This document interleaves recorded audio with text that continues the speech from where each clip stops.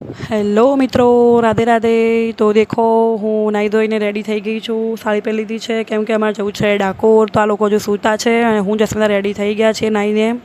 તો લાલાને જગાડી દઈશું અને એમને તૈયાર કરી દઈશું. અમે લોકો રેડી થઈને આવી ગયા છીએ રીટાબેનના ત્યાં, કેમ કે અમે બધા જઈ રહ્યા છીએ ડાકોર. તો દેખો અમારા બે લાલા તૈયાર થઈ ગયા છે, બેને મેચિંગ કરાવ્યું છે.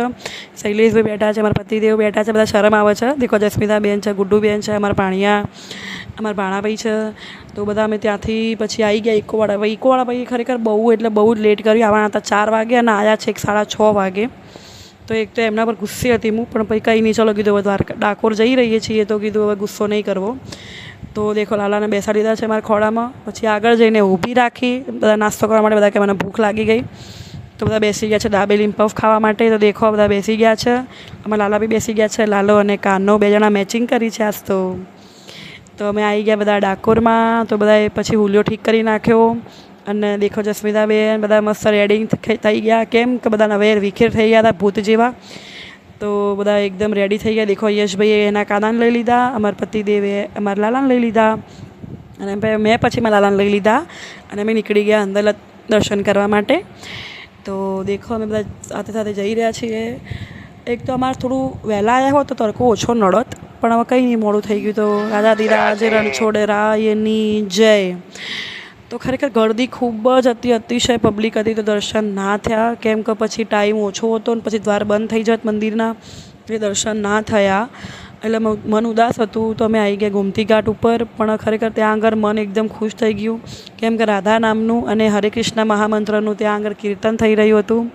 તો હું પણ મારા લાલાને ઉપાડીને માથે ઉપાડીને હું પણ ત્યાં કીર્તનમાં ભાગીદારી થઈ અને નાચવા લાગી. કેમ કે મને નહોતું, આમ મને ખરેખર દુઃખ થઈ ગયું હતું કે એક તો સ્પેશિયલ ડાકોર દર્શન કરવા આવ્યા અને એમાં દર્શન ના થયા લાલાના રણછોડરાયના. તો પછી થોડું ઉદાસ હતું મન, પણ કીધું કંઈ નહીં, ચલો કીર્તનમાં ભાગ લીધો એટલે થોડું આમ સરસ લાગ્યું અને મનને બી સારું લાગ્યું. તો દેખો પછી ત્યાં આગળ કીર્તનમાં થોડું નાચ્યા કૂદ્યા પછી હું આવી ગઈ છું ગોમતી ઘાટમાં.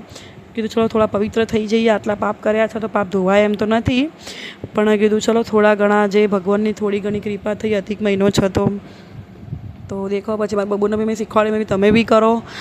તો દેખો એ બી કરી રહ્યા છે. પછી અમારા યશભાઈને કીધું ભાઈ તમે બી કર, તું બી કર જા. તો દેખો એ બંને જણા કરવા માંડ્યા છે. તો એમની સેવા કરી રહ્યા છે, બધા કરી રહ્યા છે. દેખો 2 જણા પોઝ આપી રહ્યા છે. એ લોકોને એમ છે કે હું એમનો વિડીયો ઉતારી રહી છું, પણ હું ફોટા પાડી રહી હતી, પણ વિડીયો ઉતારી રહી હતી. તો અમે લોકો આવી ગયા છીએ દેખો પ્રેમવતીમાં જમવા માટે. એકદમ સાત્વિક ભોજન હતું. તો પછી અમે ત્યાંથી નીકળીને જમીને આવી ગયા છીએ ગળતેશ્વર. તો ત્યાં આગળ અમે એક બાજુ પાણી ઓછું હતું તો મજા અમને તું કરે પણ પછી યશભાઈએ જોયું કે અહીંયા એકદમ મસ્ત ઝરણું વહી રહ્યું છે. તો અમે લોકો ત્યાં આગળ નીકળી ગયા. પણ ત્યાં આગળ લીલ ખૂબ જ હતી કે પગ લપસી જાય, પગ આપણો રહે જ નહીં.